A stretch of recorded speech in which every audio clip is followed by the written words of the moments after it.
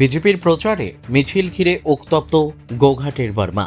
তৃণমূল বিজেপির সংঘর্ষে দুপক্ষের বেশ কয়েকজন জখম হয়েছেন, বেশ কয়েকটি গাড়িও ভাঙচুর করা হয়েছে বলেও অভিযোগ।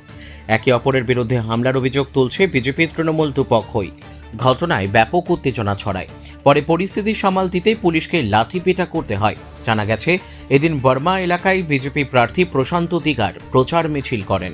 তৃণমূলের অভিযোগ, বিজেপির মিছিল থেকে তৃণমূল কর্মী সমর্থকদের উদ্দেশ্যে কটূক্তি গালিগালাজ করা হয়। মিছিল যাচ্ছিল, র্যালি যাচ্ছিল, পার্টি ছিল, আর এই সামনে যে গ্রাম আছে, গ্রাম থেকে প্রচুর মানুষ ছুটে এসে এদেরকে মারধর করে।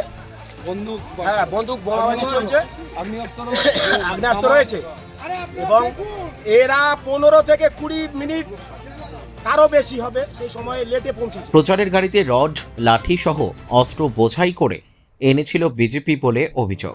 তাদের লাঠি রড নিয়ে তেড়ে এসে মারধর করে। বিজেপি আমার গ্রামে ঢুকছিল এবং ওরা ঢুকছিল, ওরা প্রত্যেকটা গাড়িতে লোহার রড, বাস, বোম এইসব দিয়ে আমার গ্রামে ফাটাতে ঢুকছিল। বলছে তোরা জিহাদি, আমার গ্রামে অত্যাচার করতে করতে ঢুকেছে, আমার নিজস্ব মাথা ফাটিয়েছে।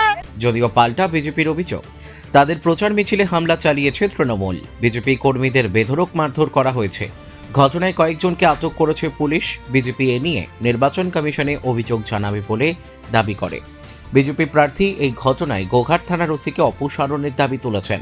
তবে ঘটনার পর এখনও পরিস্থিতি থমথমে রয়েছে। ব্যুরো রিপোর্ট, আরোহী নিউজ বাংলা।